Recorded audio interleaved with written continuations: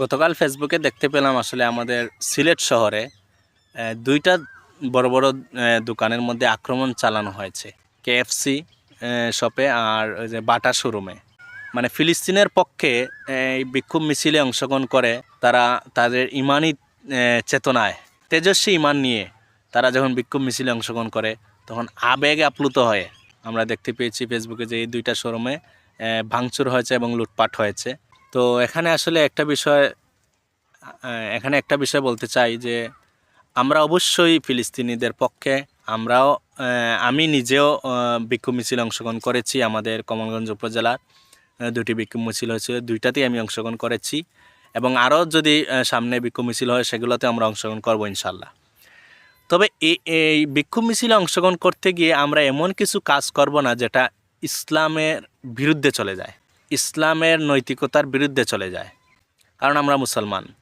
Al Aqsa বা ফিলিস্তিনের মুসলমান বা গাজার মুসলমান এরা কিন্তু আমাদের ইমানের সাথে সম্পর্কিত। তারা আমাদের মুসলমান ভাই। তাদের উপর আক্রমণ করা মানে আমাদের ইসলামের উপর আক্রমণ করা। আল-আকসা মসজিদের উপর আক্রমণ করা মানে আমাদের ইসলামের উপর আক্রমণ করা, আমাদের ইমানের উপর আক্রমণ করা। যার কারণে আমরা এর প্রতিবাদ করা আমাদের উপর মানে ফরজে আইন হয়ে পড়েছে। তো আমরা অবশ্যই এর প্রতিবাদ করব। এর আগেও করেছি, এখনও করছি, করেও যাব ইনশাল্লাহ। যতদিন পর্যন্ত এটার কোনো সমাধান না হচ্ছে ততদিন পর্যন্ত আমরা প্রতিবাদ চালিয়ে যাব ইনশাল্লাহ। তো এখানে প্রতিবাদ করতে গিয়ে অতিরিক্ত আবেগ আপ্লুত হয়ে অন্যের দোকানে লুটপাট করা, অন্যের দোকান ভাঙচুর করা, এটা আসলে ইসলাম বহির্ভূত কাজ। কারণ হ্যাঁ, আমি স্বীকার করছি তাদের দোকানে হয়তো ইসরায়েলি পণ্য থাকতে পারে বা আছে। আমি স্বীকার করছি তাদের দোকানে ইসরায়েলি পণ্য আছে। কিন্তু ভাই, একটা জিনিস আপনি বিবেক খাটান, এই পণ্যগুলো কিন্তু এই দোকানদার ভাইরা টাকা দিয়ে কিনে এনেছেন বিক্রির জন্য।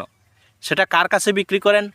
আমরা যারা আন্দোলনে অংশগ্রহণ করেছি, আমরা যারা বিক্ষোভ মিছিল করেছি, আমরাই কিন্তু ওই দোকানদারগুলোর কাস্টমার।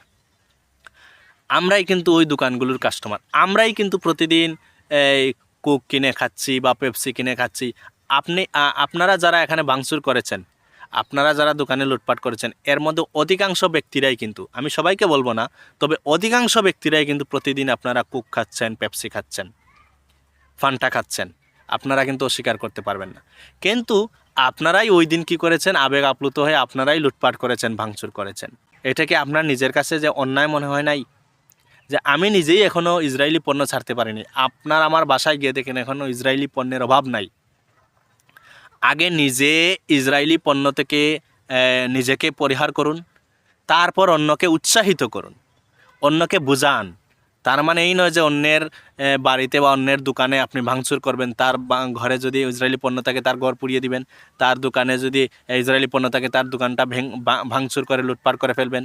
এটা তো আপনার মুসলমান হিসেবে এটা আপনার দায়িত্ব নয়। একজন মুসলমান হিসেবে এটা আপনি অন্যায় করেছেন, এটা ইসলাম বহির্ভূত কাজ করেছেন।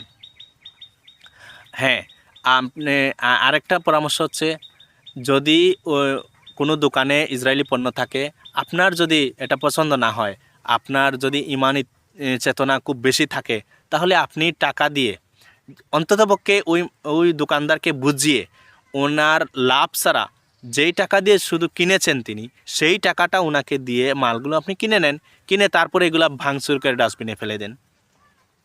এটা হচ্ছে আপনার ইমানি পরিচয়। কিন্তু আপনি তার কোনো ক্ষতিপূরণ না দিয়ে তার মালগুলো, তার ক্রয়কৃত মালকে আপনি ভাঙচুর করে, শুধু ক্রয়কৃত মাল যে ভাঙচুর করেছেন তা নয়, তার দোকানেও আপনি ভাঙচুর করেছেন, তার বিভিন্ন আসবাবপত্র আপনি ভেঙেছেন। এটা তো আপনি জুলুম করেছেন ওর উপর। এটা আপনি ইসলাম বহির্ভূত কাজ করেছেন। এই জন্য এর তীব্র নিন্দা জানাচ্ছি আমরা। এই কাজটি যারা করেছেন এরা আসলে মুসলমান নয়, এরা মুসলমান নামদারি কিছু হুজুগে বাঙালি, আমরা যেটা বলি হুজুগে বাঙালি। এবং যারা লুটপাট করেছেন এরা আসলে আর কিছু নয়, আপনারা কোনো মুসলমান নয়। আপনাদের একটাই পরিচয়, আপনারা হচ্ছেন চোর। আপনারা চোর না হলে এইরকম একটা বাটার মতো শোরুমে লুটপাট করে আবার জুতাগুলো আপনারা কিভাবে নিয়ে গেলেন? এটা কি আপনার বাবার টাকায় কিনে রেখেছেন ওই দোকানদার ভাইরা? আপনার পকেটের টাকা দিয়ে নাকি আপনার বাবার টাকা দিয়ে ওনারা এই মালগুলো কিনে রেখেছে? আপনারা যে লুটপাট করে আবার জুতাগুলো নিয়ে গেলেন। যেখানে ফিলিস্তিনিরা ইসরায়েলি সদস্যদেরকে বন্দি করে তাদের ওপর কোনো অত্যাচার না চালিয়ে তাদেরকে সম্পূর্ণভাবে সুস্থ সবল রেখেছে, ঠিকমতো খাওয়া দাওয়া বা তাদের যত্ন করে তাদেরকে আবার সুস্থ হালতে ফিরিয়ে দিয়েছে। সেখানে আপনি আমি কেন ইসরায়েলি পণ্য যেই দোকানে আছে সেই দোকানে আক্রমণ করে দোকানকে লুটপাট করে দোকানকে ভাঙচুর করব? এটা আসলে কোন ধরনের ইমানি পরিচয় বা আমার মুসলমানদের পরিচয় আমি বুঝলাম না। আসুন আমরা সচেতন হই, এমন কোনো কাজে অংশগ্রহণ করব না যেই কাজ করলে আমাদের ইসলামের বদনাম হয়, আমাদের মুসলমান ধর্মের বদনাম হয়। এমন কোনো কাজ আমরা যেন না করি। আমাদের ইমান বৃদ্ধি পাক, ঠিক আছে, কিন্তু ইমান বৃদ্ধি পাইতে গিয়ে আমরা এমন কোনো কাজ করব না যেটা ইসলাম বহির্ভূত কাজ। অতিরিক্ত আবেগী হব না। ইসলাম আবেগের ধর্ম নয়। আমরা যেইভাবে আবেগ আপ্লুত হয়ে বিভিন্ন কাজ করি, এটা আসলে ইসলাম সমর্থন করে না। কারণ ইসলাম আবেগ দিয়ে চলে না ভাই। তো আর বেশি কথা বলবো না, অনেক লম্বা হয়ে গেছে ভিডিওটি। তো দুইটা কথাই বলবো, আমরা যেন আমাদের কাজগুলো ইমানের সাথে করতে পারি। মুসলমান হিসেবে ইসলামের নিয়ম নীতির ভিতরে থেকে আমরা যেন অন্যায় প্রতিবাদ করতে পারি। তো সবাই ভালো থাকেন, সুস্থ থাকেন। আল্লাহ হাফেজ।